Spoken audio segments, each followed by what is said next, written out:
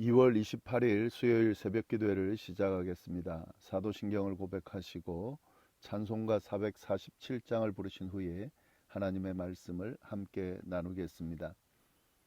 오늘 하나님께서 저희에게 주신 말씀은 요엘 3장 1절부터 13절까지의 말씀입니다. 보라, 그날 곧 내가 유다와 예루살렘 가운데에서 사로잡힌 자들을 돌아오게 할 그때에 내가 만국을 모아 데리고 여호사밧 골짜기에 내려가서 내 백성 곧 내 기업인 이스라엘을 위하여 거기에서 그들을 심문하리니 이는 그들이 이스라엘을 나라들 가운데에 흩어버리고 나의 땅을 나누었음이며 또 제비 뽑아 내 백성을 끌어가서 소년을 기생과 바꾸며 소녀를 술과 바꾸어 마셨음이니라. 두로와 시돈과 블레셋 사방아, 너희가 나와 무슨 상관이 있느냐? 너희가 내게 보복하겠느냐? 만일 내게 보복하면 너희가 보복하는 것을 내가 신속히 너희 머리에 들리리니 곧 너희가 내 은과 금을 빼앗고 나의 진귀한 보물을 너희 신전으로 가져갔으며 또 유다 자손과 예루살렘 자손들을 헬라 족속에게 팔아서 그들의 영토에서 멀리 떠나게 하였음이니라. 보라, 내가 그들을 너희가 팔아 이르게 한 곳에서 일으켜 나오게 하고 너희가 행한 것을 너희 머리에 돌려서 너희 자녀를 유다 자손의 손에 팔리니 그들은 다시 먼 나라 스바 사람에게 팔리라. 여호와께서 말씀하셨느니라. 너희는 모든 민족에게 이렇게 널리 선포할지어다. 너희는 전쟁을 준비하고 용사를 격려하고 병사로 다 가까이 나와서 올라오게 할지어다. 너희는 보습을 쳐서 칼을 만들지어다. 낫을 쳐서 창을 만들지어다. 약한 자도 이르기를 나는 강하다 할지어다. 사면의 민족들아, 너희는 속히 와서 모일지어다. 여호와여, 주의 용사들로 그리로 내려오게 하옵소서. 민족들은 일어나서 여호사밧 골짜기로 올라올지어다. 내가 거기 앉아서 사면의 민족들을 다 심판하리로다. 너희는 낫을 쓰라. 곡식이 익었도다. 와서 밟을지어다. 포도주 틀이 가득 차고 포도주 독이 넘치니 그들의 악이 크미로다. 아멘. 오늘은 요엘 3장 말씀 함께 나누도록 하겠습니다. 앞에서 말씀드린 것처럼 요엘서는 여호와의 날인 심판의 날에 대한 예언의 말씀을 담고 있습니다. 1장 2장에서는 메뚜기 때 재앙이 임할 것임을 예언하면서 하나님께 범죄한 이스라엘에 대한 심판의 경고의 말씀이 주어져 있었습니다. 그리고 이스라엘 백성에게 성회로 모여 금식하며 애통함으로 회개할 것을 촉구하는 내용이 기록되어 있었습니다. 하나님께서는 이스라엘의 죄에 대해서 심판을 하시지만 회개하며 나오면 기회를 주시고 회복시켜 주실 것이라는 예언을 한 것입니다. 자, 이제 3장에서는 이스라엘의 회복에 대한 예언이 나오고 그와 아울러 이방 민족들에 대한 심판에 대해서 언급하고 있습니다. 이스라엘 백성들에 대한 심판의 내용이 이제는 더 넓어져서 이방 민족들에 대한 심판의 내용으로 확장되어서 예언되어지고 있는 겁니다. 포로로 끌려갔던 이스라엘은 회복이 되고 그리고 그들을 학대했던 이방 민족들은 하나님께 심판을 받을 것이다 하는 그런 내용인데요. 이 내용을 좀 더 자세히 보도록 하겠습니다. 1절 말씀 보시면 보라, 그날 곧 내가 유다와 예루살렘 가운데서 사로잡힌 자들을 돌아오게 할 그때에, 그날, 그때에 대한 언급이죠. 우리 앞에서 여호와의 날, 그런 의미와 같은데요. 그때가 언제냐? 유다와 예루살렘의 포로들을 데려올 그날과 그때다. 다시 말해서 이스라엘을 회복시킬 때를 말합니다. 그러니까 이스라엘이 하나님의 심판을 받아서 그 범죄한 대가를 받게 되는데 이제 그것들이 다 지나고 회복되는 그때, 그날과 그때를 의미합니다. 그때에 어떤 일이 일어나느냐? 하나님께서 이스라엘 백성들을 회복시켜 주시지만 이방 민족들에게는 심판이 임할 때다라는 의미입니다. 왜냐하면 그들이 이스라엘에게 한 죄들이 있기 때문에 그렇습니다. 2절 3절 말씀을 보시면 그 죄가 뭔지를 언급하고 있는데요. 내가 만국을 모아 데리고 여호사밧 골짜기에 내려가서 내 백성 곧 내 기업인 이스라엘을 위하여 거기에서 그들을 심문하리니 이는 그들이 이스라엘 나라들 가운데에 흩어버리고 나의 땅을 나누었음이며 또 제비 뽑아 내 백성을 끌어가서 소년을 기생과 바꾸고 소녀를 술과 바꾸어 마셨음이니라. 하나님께서 모든 민족들을 여호사밧 골짜기에 모아서 신문하겠다라고 하는 건데요. 이 여호사밧이라는 것은 그 의미가 여호와께서 심판하신다라는 뜻을 가지고 있는데, 여호와께서 심판하시는 그 장소에 모아서 그들을 심판하시겠다, 모든 민족들을 심판하시겠다라는 의미입니다. 그 이방 민족들의 죄가 뭡니까? 하나님의 백성들을 흩었다는 거죠. 하나님의 땅을 나누어 가졌다는 거죠. 하나님의 백성들을 두고 제비 뽑아서 남자아이들은 창녀를 쓰는데 바꿔서 쓰고 여자아이들은 술과 바꾸어 마셨다는 거죠. 이게 지금 이방 민족들이 이스라엘 백성들에게 행한 일에 대한 묘사입니다. 이렇게 하나님의 백성인 이스라엘 백성들에게 악하게 행한 민족들, 이 이방 민족들을 하나님께서 여호사밧 골짜기, 그러니까 하나님께서 심판하신다라고 하는 의미가 있는 그곳에 모아서 신문하고 심판하시겠다라는 의미입니다. 4절부터 6절까지를 보면 이에 대해서 더 자세하게 묘사하고 있는데요. 두로와 시돈과 블레셋 사방아, 너희가 나와 무슨 상관이 있느냐?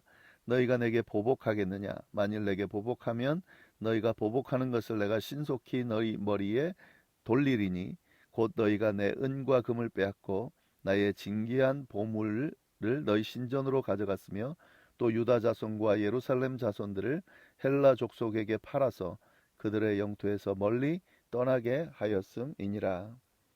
두로, 시돈, 블레셋, 이 땅들을, 이 나라들을 언급하고 있죠.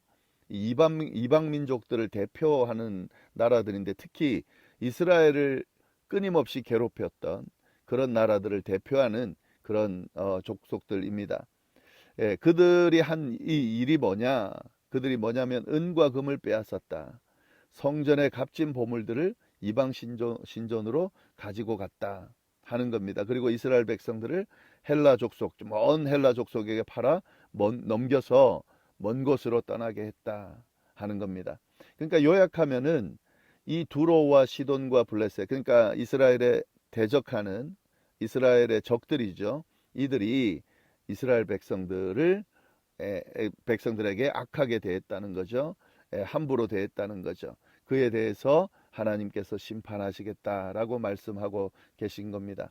하나님의 백성 이스라엘을 하나님이 회복시키시고, 그리고 이 하나님의 백성들을 함부로 대한, 악하게 대한 이방 민족들은 그들이 행한 것처럼 그대로 보복하겠다라는 예언의 말씀이 오늘 말씀인 겁니다. 7절 8절 말씀 보시면, 보라 내가 그들을 너희가 팔아 이르게 한 곳에서 일으켜 나오게 하고 너희가 행한 것을 너희 머리에 돌려서 너희 자녀를 유다 자손은 너희 손에 팔리니 그들은 다시 먼 나라 스바 사람에게 팔리라 여호와께서 말씀하셨느니라. 이방 민족들이 이스라엘 백성들을 팔아 넘겼다는 거죠.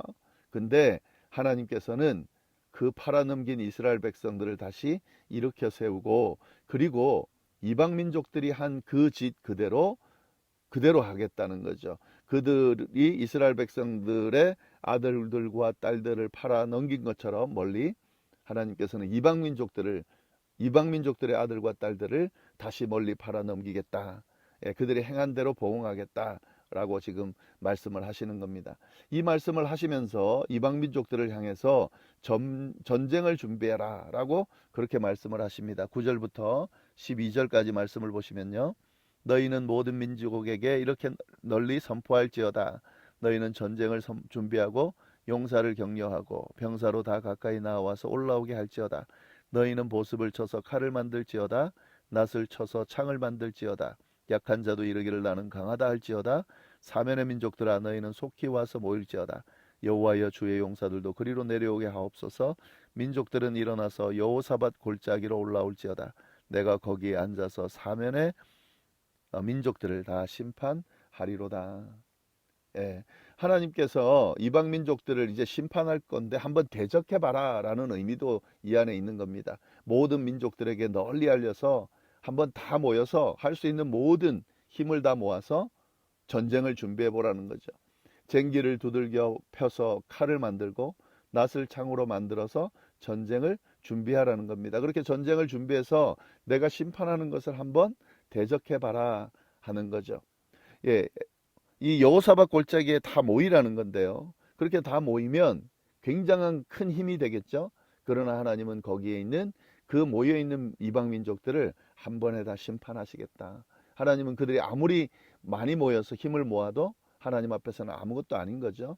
예, 그렇게 심판하시겠다라는 의미가 이 안에 담겨져 있습니다. 이렇게 여호사밧 골짜기에 모인 민족들을 심판하는 장면이 13절에 잘 묘사되어 있죠. 너희는 낫을 써라 곡식이 익었도다 와서 밟을지어다 포도주 틀이 가득 차고 포도주 독이 넘치니 그들의 악이 크미로다. 낫을 사용해서 곡식을 추수하듯이 포도주 틀에서 포도즙을 짜듯이 그들을 심판하겠다는 겁니다. 여호사밧 골짜기에 모여 있는 그 이방 민족들의 이스라엘 백성들, 하나님의 백성들에게 악하게 행한 그들의 잘못들을 하나님께서 심판하시겠다. 그렇게 지금 이야기를 하고 있는 겁니다. 네, 오늘 말씀의 내용이 이런 내용이고요. 이 말씀을 통해 우리가 깨달을 수 있는 것 몇 가지가 있죠. 말씀하면서도 이야기를 드렸지만 하나님께서는 어떻게 하신다는 겁니까? 행한 대로 보응하신다. 특히 악을 행한 자들은 그냥 두시는 하나님이 아니시다. 반드시 그에 대해서 갚으신다. 우리가 이걸 항상 기억해야 됩니다. 하나님께서는 행한 대로 갚으신다. 그래서 우리 행동을 항상 조심할 수 있어야 되겠고요.